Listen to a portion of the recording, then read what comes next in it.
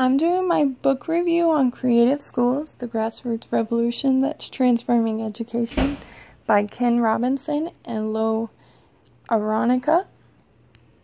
I really like how at the beginning of the chapter, they talked about this 2004 principal named Laurie Barron, and she was a principal at Smoky Roads Middle School in Georgia. And it was really cool how that school, they had, I believe it was 5 principals in the last 6 years, or either 4 principals in the last 5 years, and they have the highest absent rate, and lots of kids were being suspended for bad behavior. Because of this, she wanted to create a 4-step plan, and that plan was to make sure kids came to school and made sure they felt safe and valued, and then teaching the appropriate curriculum. So throughout that first chapter, she just summarized different things like the raising the standards, which is preparing the students for the world of work by emphasizing the STEM disciplines. And STEM is science, technology, engineering, and math. I really just loved all the different examples she gave about that school in Georgia. Chapter 2 went on to talk about, it was called Changing Metaphors. So they have this thing called alternative education, and it says that programs designed to engage young people who are either failing in school or have pulled out altogether. I really like this quote. It was found on page 30. It said, "What struck me is that these programs are called alternative education. But if all education had these results, there'd be no need for alternative." I found that really interesting because it's so true. If we are expecting schools to be like alternative education, then why are we even calling it an alternative education? So chapter 3 was talking about changing schools. This one had a lot of different things about it.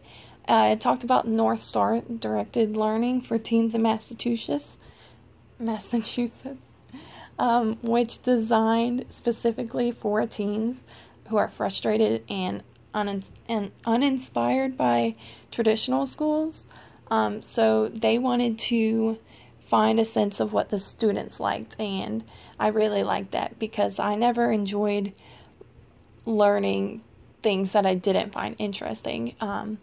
And when they find what kids do like to know and what they do want to know, it will keep them engaged and be able to learn more in the long run.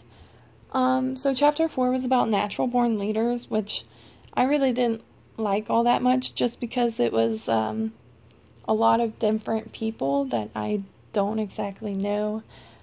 And although I don't like this chapter, I really like how he related it to his sister Lena failing some tests, and he states that the students were taken from comfortable surroundings and tested in an environment with practices they weren't accustomed to in the school setting. And because his sister Lena failed, she actually went to a lower level school, so it caused her to not be in the correct place that she should be, even though she understands this stuff. So chapter 4 was about the art of teaching, and this is just saying what are teachers for, and therefore curriculum, teaching, and assessment. I agree with that, but at the same time, I don't think that's all teachers are there for. They should also be there to inspire the students to do better and all that. And they also talked about wanting to engage the students and have them be interested in the topic, kind of like in the last chapter, which I totally agree with. Chapter 6, I didn't really find interesting. It was what's worth knowing. It talked about curriculum and all that. Chapter 7 was about testing, which I really have a strong feeling about. It said in the thing, which I totally agree with, that standardized testing is an obsession because of that, the fact that schools actually spend a lot of time reviewing for the standardized test, and they start to lose focus on what students should know and just start to focus on what they are going to be tested on. It's sad to me that in his book on page 103, he states that some parents will have their children diagnosed with ADHD just so they can have more time on the test. That shows that, like, it's stressful. Testing is very, very stressful. And also found on page 103, he said that GPAs, students' GPAs are a stronger predictor of the student's success at college versus SATs. And I totally agree with that, because I've got a 3.7 GPA right now, but I failed the SAT 3 times actually. So I strongly agree with that. And chapter 8 really talked about, like, the principles and how you should really engage your students and allow them to know, learn what they know, instead of trying to teach them all these different things.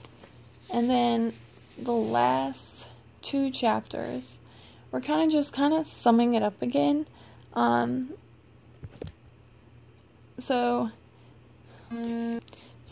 chapter 9 kind of talks about how people actually forget to see that students are actual people, and teachers focus more on just teaching their students instead of, like, creating relationships with the students, which is very important in children. And it actually, which I really like, how it talks about ways to improve parents, and they said that you should aid them in helping their children learn through programs such as reading outside of school or school council meetings with parents, which can encourage to help the students. Also, another good idea to help involve parents is have kind of like a revolving door and allow them to come and go and be able to talk to you and everything. I really liked this book. It was very interesting to find all the different things going on around the world and all the statistics. One thing I left out was that standardized testing has about a $1.6 billion company. It's a $1.6 billion company, which is ginormous, and it's really interesting to see all the different things going on around schools and how we could fix them.